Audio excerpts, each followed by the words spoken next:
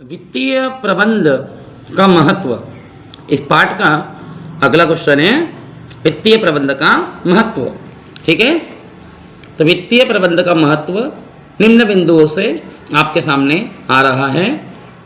पहला महत्व है प्रबंधकों लाभ। प्रबंधकों को लाभ। वित्तीय प्रबंध प्रबंधकों के कुशलतम प्रयास करने में सहायक होता है। अर्थात प्रबंधक व्यापार में अधिक से अधिक प्रयास करते हैं कि व्यापार में पैसे की कमी ना हो, और वित्तीय प्रबंध इसमें सहायक होता है। व्यावसायिक जोखिमों से सुरक्षा। व्यवसाय में कई प्रकार के जोखिम होते हैं, और अगर व्यवसाय में पैसे की पर्याप्त व्यवस्था हो तो जोखिम से सुरक्षा होती है। व्यापार की संपत्तियों की सुरक्षा होती है। वित्तीय प्रबंध यानी पैसों का इंतजाम करके आप व्यवसाय का विस्तार कर सकते हो, लाभों को अधिकतम करने की योजना बना सकते हो, और वित्तीय प्रबंधक सहायक होता है। अर्थात वित्तीय प्रबंध से व्यवसाय में जोखिम होते हैं उससे सुरक्षा हो जाती है, व्यवसाय की संपत्तियों की सुरक्षा होती है, और व्यवसाय का विस्तार होता है। और वित्तीय प्रबंधक जो वित्त को संभालता है लाभों को अधिकतम करने की योजना बनाता है। विनियोक्ताओं को लाभ। वित्तीय प्रबंधक विनियोक्ताओं को लाभ देता है। अर्थात व्यापार के जो विनियोक्ता होते हैं, अर्थात व्यापार में जो पूंजी लगाते हैं, वित्तीय प्रबंध के द्वारा व्यवसाय में विनियोग करने वाले व्यक्तियों को लाभ होता है। कुशल वित्तीय प्रबंध और वित्त के उपयोग से संस्था की लाभार्जन शक्ति बढ़ती है। अगर आपने वित्तीय प्रबंध की व्यवस्था को अच्छा बनाया है और वित्त का अच्छे से अच्छा उपयोग किया है तो संस्था के लाभ कमाने की क्षमता बढ़ जाती है, और अधिक लाभ होने पर विनियोक्ताओं को अधिक लाभांश होता है। लाभ अधिक होगा तो जिन्होंने आपके व्यापार में पूंजी लगाई है उनको लाभ अधिक होगा, लाभांश अधिक मिलेगा, साथ ही साथ धन की सुरक्षा भी होती है। वित्तीय संस्थाओं को लाभ। हमारे व्यापार को कई प्रकार की वित्तीय संस्थाएं ऋण देती है, कर्जा देती है। कुशल वित्तीय प्रबंध से वित्त प्रदान करने वाली संस्थाओं को उनके द्वारा प्रदान किए गए वित्तीय संसाधनों की सुरक्षा और लाभप्रदता का ज्ञान रहता है। अर्थात जो संस्थाएं हमें समय समय पर ऋण देती है उनको ऋण की सुरक्षा हमारे व्यापार में हो जाती है, और उनको उसका ब्याज समय समय पर मिलता है, और कितना ब्याज मिलेगा, कितना लाभ मिलेगा, इसका उनको ज्ञान हो जाता है। कुशल वित्तीय प्रबंध इन्हें अधिक विकास कार्यों में अधिक वित्त प्रदान करने की प्रेरणा देता है। अर्थात एक अच्छा वित्तीय संस्थान अगर वित्तीय प्रबंध की व्यवस्था को अच्छे से सुधारता है तो उनके व्यापार में उन्हें कई कार्य के लिए अधिक ऋण मिलता है, वित्त प्रदान करने की सुविधा मिल जाती है। कर्मचारियों के लाभ। वित्तीय प्रबंध से कर्मचारियों को भी लाभ होता है।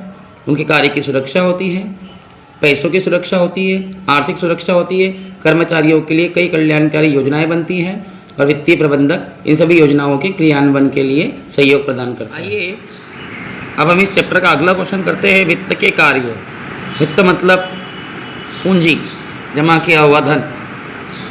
वित्तीय नियोजन के तहत मुख्य कार्य यह है कि व्यवसाय के लिए पर्याप्त मात्रा में न्यूनतम लागत पर यानी कम से कम लागत पर, कम से कम खर्चे पर पूंजी एकत्र करना। ठीक है, लागत और जोखिम में संतुलन बनाना। अर्थात पूंजी एकत्र करने में जो पैसा खर्चा हुआ है जोखिम उससे कम हो। इसके अंतर्गत उन्हें वित्तीय आवश्यकताओं का पूर्वानुमान लगाना पड़ता है।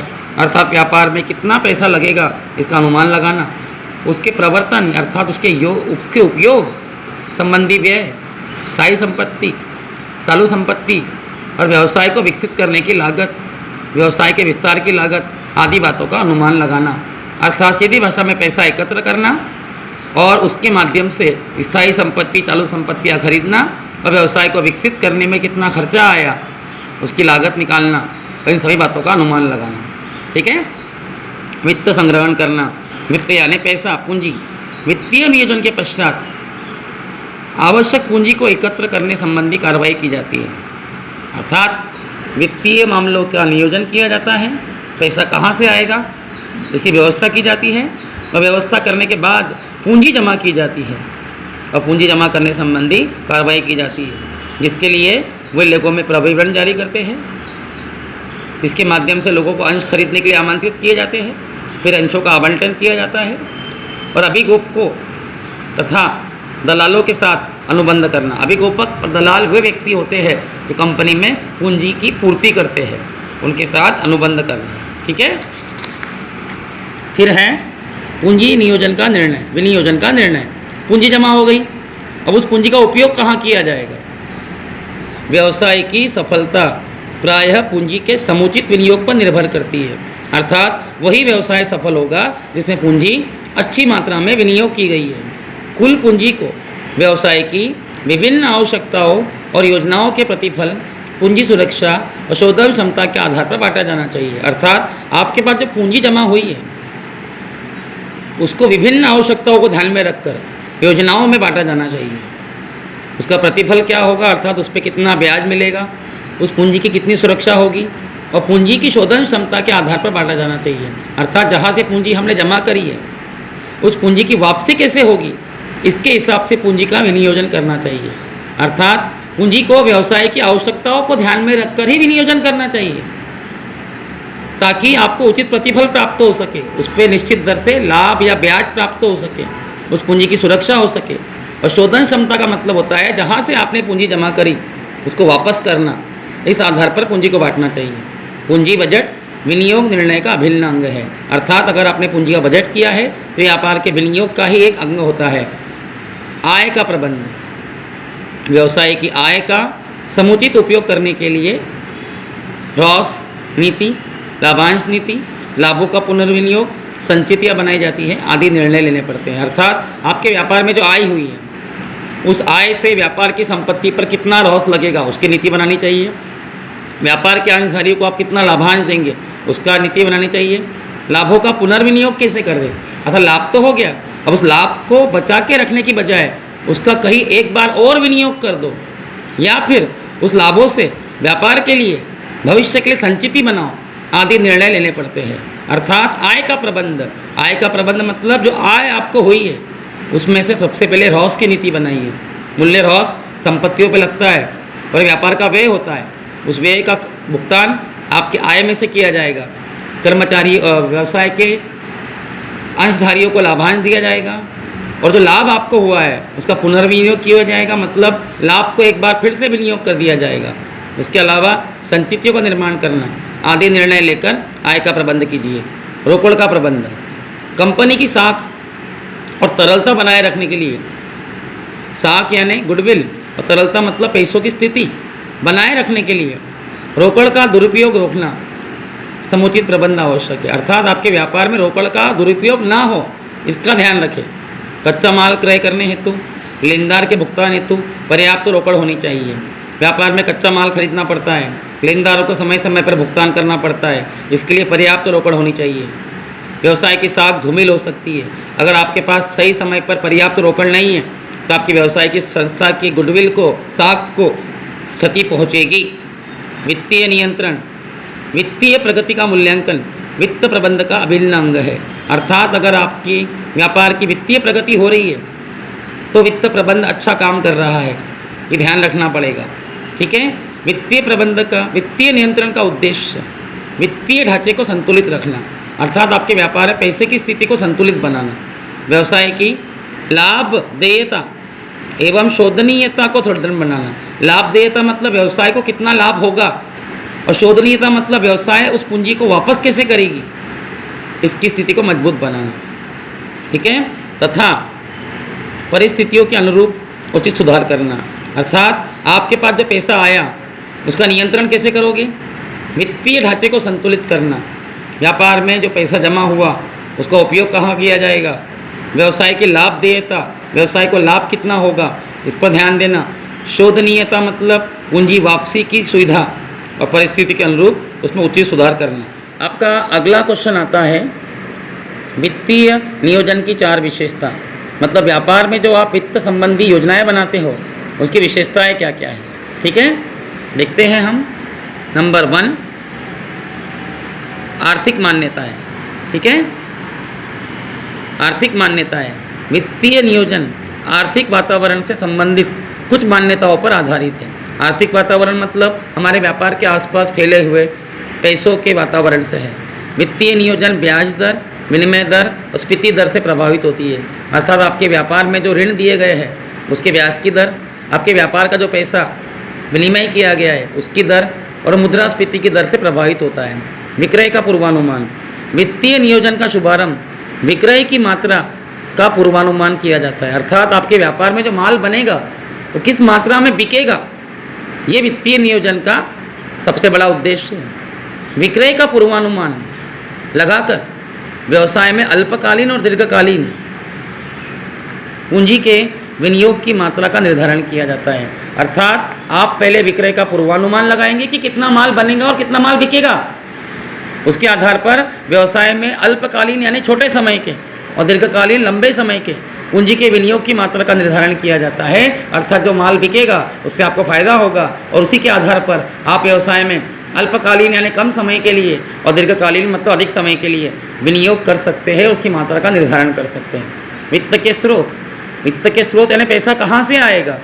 वित्तीय नियोजन की सबसे बड़ी विशेषता ये है कि दीर्घकालीन और अल्पकालीन पूंजी के स्रोतों का निर्धारण किया जाता है, मतलब लंबे समय के लिए पैसा कहाँ से आएगा और अल्प समय के लिए पैसा कहाँ से आएगा। इन स्रोतों से प्राप्त किए जाने वाले वित्त की मात्रा का भी निर्धारण किया जाता है। पैसा कहाँ से आएगा ये तो देखा जाता है, साथ ही साथ कितनी मात्रा में आएगा ये भी देखा जाता है। फिर बनाया जाता है रोकड़ बजट। वित्तीय नियोजन रोकड़ बजट के निर्माण पर बल देता है, अर्थात आपको रोकड़ का एक बजट बनाना पड़ेगा जो रोकड़ के अनुगमन और निर्गमन को दर्शाता है। अर्थात पैसा कितना आया और निर्गमन यानी कितना गया, ये रोकड़ बजट दर्शाता है। लाभांश निर्णय को प्रभावित करने वाले कारक। व्यापार के अंशधारियों को, जो आपकी कंपनी के अंश खरीदते हैं, लाभांश बांटना पड़ता है और वो लाभांश को प्रभावित करने वाले घटक हम पढ़ने जा रहे हैं। नंबर 1, आय की मात्रा। लाभांश का वितरण चालू वर्ष की आय और गत वर्ष की आय पर निर्भर करता है। चालू वर्ष में आपके व्यापार को कितनी आय हुई है और गत वर्ष में व्यापार को कितनी आय हुई है, इसकी मात्रा ध्यान रखकर ही लाभांश बांटा जाना चाहिए। कंपनी ने यदि चालू वर्ष में लाभ कमाया है तो लाभांश वितरण कर सकती है और नहीं कमाया है तो लाभांश वितरण के बारे में एक बार सोचना पड़ेगा। यानी चालू वर्ष के लाभ के आधार पर ही लाभांश वितरण किया जाए। आय की स्थिरता। यदि कंपनी की आय अधिक है और स्थिर है, ज़्यादा है और हमेशा बनी रहे, तो कंपनी अधिक मात्रा में लाभांश बांट सकती है। आय हो रही है और हमेशा हो रही है तो लाभांश बांटा जा सकता है। विकास की संभावनाएं। यदि कंपनी या व्यवसाय के अच्छे विकास और प्रगति की संभावना है, यानी अगर आपकी कंपनी का विकास हो रहा है, प्रगति हो रही है, तो ऐसी कंपनी आय का अधिकांश भाग प्रतिधारित आय के रूप में रखती है। अर्थात कंपनी को अगर विकास हो रहा है, कंपनी की प्रगति हो रही है, तो कंपनी अपनी पूंजी के रूप में लोगों को लाभांश, पूंजी में से लोगों को लाभांश बांट सकती है। अपनी आय का अधिकांश भाग प्रतिधारित आय के रूप में रख सकती है, अर्थात बांटे जाने वाले लाभांश के रूप में रख सकती है ताकि विनियोग किया जा सके। ऐसी कंपनी लाभांश की मात्रा कम रखती है। रोकड़ प्रवाह की दशा। रोकड़ प्रवाह मतलब रोकड़ का बहना, रोकड़ का जाना। लाभांश का भुगतान रोकड़ का बाह्य प्रवाह है। बाह्य प्रवाह मतलब अगर आप लाभांश भुगतान करोगे तो आपके व्यापार से रोकड़ व्यापार से बाहर जाएगी, बाहर प्रवेश करेगी। लाभांश के भुगतान और घोषणा हेतु पर्याप्त मात्रा में रोकड़ होना आवश्यक है। यानी अगर आप लाभांश लोगों को बांट रहे हो, बांटने के पहले उसका घोषणा करते हो, तो घोषणा करने के लिए आपको पहले ये देखना पड़ेगा कि आपके पास कितनी रोकड़ है। आवश्यक मात्रा में रोकड़ होने पर ही लाभांश की घोषणा करें और लोगों को बांटें। संस्था की उम्र। नई स्थापित कंपनियों का लाभ का अधिकांश भाग भविष्य के विकास और विस्तार के लिए रखना पड़ता है। अर्थात जो कंपनी नई स्थापित हुई है उसका लाभ भविष्य के लिए बचा के रखा जाता है ताकि व्यापार का विस्तार और विकास किया जा सके। ऐसी कंपनियां लाभांश की घोषणा और भुगतान करने की नीति अपनाती है। ठीक है, लाभ न करने की नीति अपनाती है। अर्थात अगर कंपनियों को लाभ अधिक होता है, ध्यान रखना है नई कंपनी की बात हो रही है, नई कंपनी भविष्य के लिए पैसा बचा कर रखती है ताकि उनके व्यवसाय का विकास और विस्तार किया जा सके। ऐसी कंपनियां लाभांश की घोषणा और भुगतान करने से बचती है, नहीं उसको भुगतान न करने की नीति अपनाती है। इसके विपरीत लंबे समय से स्थापित कंपनियां, जो कंपनियां बहुत लंबे समय से बनी मतलब पुरानी है, अपने पास जो पैसा जमा है, संचय एवं लाभ से अधिक लाभांश की घोषणा करती है। ध्यान रखना, नई कंपनियां अपने लाभ को बचा कर रखती है भविष्य के लिए और लाभांश की घोषणा करने से बचती है, और पुरानी कंपनियां अपने पास जमा संचय और लाभ से अधिक लाभांश की घोषणा कर सकती है। आइए अब हम पढ़ते हैं एक श्रेष्ठ वित्तीय योजना के 4 लक्षण। यानी वित्त की जो योजना बनाई जाती है उसके सही सही 4 लक्षण। ठीक है। नंबर 1, सरल। वित्तीय योजना जहाँ तक संभव हो आसान होनी चाहिए ताकि सभी पक्षों को आसानी से समझ में आ सके। व्यापार के कई पक्ष होते हैं, देनदार, लेनदार, अंशधारी, ऋणपत्रधारी, इन सब को आसानी से समझ में आनी चाहिए। उस योजना में किसी प्रकार का संदेह नहीं होना चाहिए, किसी को उस पर शक नहीं होना चाहिए। लोचपूर्ण वित्तीय योजना लोचपूर्ण होनी चाहिए जिससे समय और परिस्थिति की आवश्यकता पड़ने पर परिवर्तन किया जा सके, कम ज़्यादा किया जा सके। दूरदर्शिता वित्तीय योजना भविष्य की आवश्यकताओं को ध्यान में रखकर बनाई जानी चाहिए। मतलब योजना ऐसी बनाए कि भविष्य में काम आ सके। वित्तीय योजना में भविष्य की योजनाओं एवं विस्तार को ध्यान में रखकर पूंजी की मात्रा का निर्धारण किया जाना चाहिए। यानी दूर के बारे में दूरदर्शिता होनी चाहिए, अर्थात भविष्य की योजना और विस्तार को ध्यान में रखकर पूंजी की मात्रा का निर्धारण किया जाना चाहिए, अर्थात भविष्य के बारे में सोचकर ही वित्तीय योजना बनाई जानी चाहिए। पूर्ण उपयोग वित्तीय योजना द्वारा जो पूंजी अर्जित की गई है, कमाई गई है, प्राप्त की गई है, उसका गहन यानी पूरा उपयोग की योजना बनाई जानी चाहिए। जो भी धन प्राप्त होगा उसका अच्छे से अच्छा सर्वोत्तम उपयोग किया जाएगा, इसका ध्यान रखना चाहिए।